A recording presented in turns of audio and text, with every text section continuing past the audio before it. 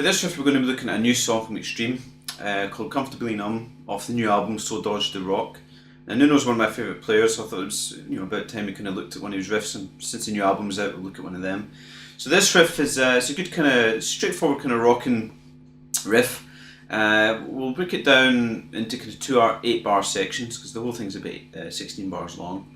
But first of all, we have to make sure we're in tune. So Extreme always tune a half step down. So what I've got here is an E flat, and an A flat, and a D flat, G flat, B flat, and then an E flat at the top.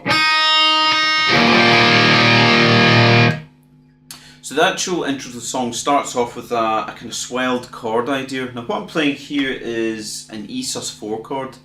You may already know kind of playing it as an open position down here. But I think what Nuno's doing is he's playing it up here so he's in position for the riff. So what we're going to be doing is, the way I'm going to play it is my second finger is going to play 7th fret of the A string. My third finger is going to play 7th fret of the D. And that's going to be muting the G string here. So that G string is not going to get played. And then what I do really is I strum all 6 strings, making sure that G is muted. And then swell in slightly with the volume control. So just increasing the volume. And then when we get to the maximum volume, that's when the riff starts. So the riff itself is based around this cool kind of E pentatonic minor idea. So it's this, what we're going to be doing is looking at this kind of motif that crops up all the way through it, and then how the different bars end. So this idea, we're going to be playing this. So the first, after we've done the swell, we start off with this kind of main chunk of the riff. So what I'm going to be doing is playing 7 on the A string, 5 on the A string, 7 on the A string, 5 on the A string, and they're both eighth notes. Then I go down to the 3rd fret and I put a little quarter tone bend on that. So I'm not going bending up, half step or a full step. It's just this little bluesy kind of bend, and that's the kind of end of that first bar. But what it does is it leads into an open E string, which is the start of the next bar. So the next bar would sound like this. Then the next bar after that would be, okay. So if I put those first 3 bars together, the first 4 bars is what it sounds like.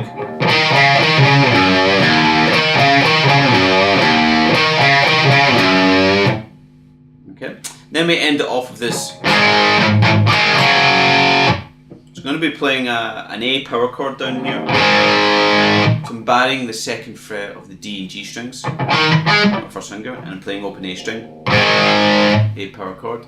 Then I play a palm mute on just the A and D strings with 8th notes. Then I'm going to play 2-0, but I'm barring across the D and G strings, so it kind of goes. So it's essentially an A to G power chord, but it's like that. Okay, so slowly the first 4 bars sound like this.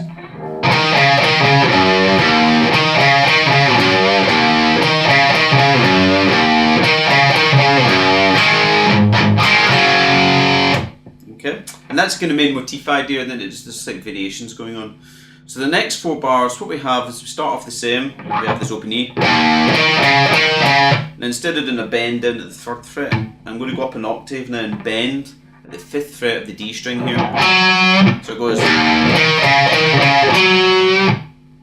Then the next bar is 7th fret of the A string. Then I'm going to go 7-5 in A string. And now I have a little triplet here, so instead of doing just 2 8ths, I'm going to do 7, 5, and then 0 in the A string, all pull off, so it's,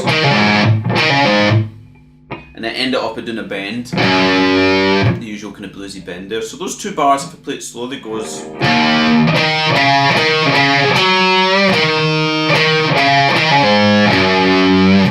In bar 7 we go back to our usual. Then we have this little kind of fill idea for bar 8. So what I'm doing here is I'm going to slide first finger 2 to 4 on the A string. Then my second finger plays the 5th fret. Then I go back to the 4th fret with the first finger. Then I'm going to kind of play open G string, and I'm going to let the strings ring out here. So it's open G, open D, and then 4/5 again on the A string. So you have this. A bit faster.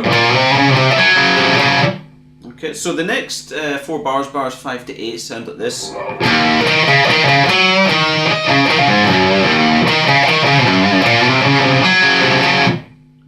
Now the next 8 bars are a kind of variation of what we've just played. So the first 4 bars, so bars 9 to 12, what we have is this.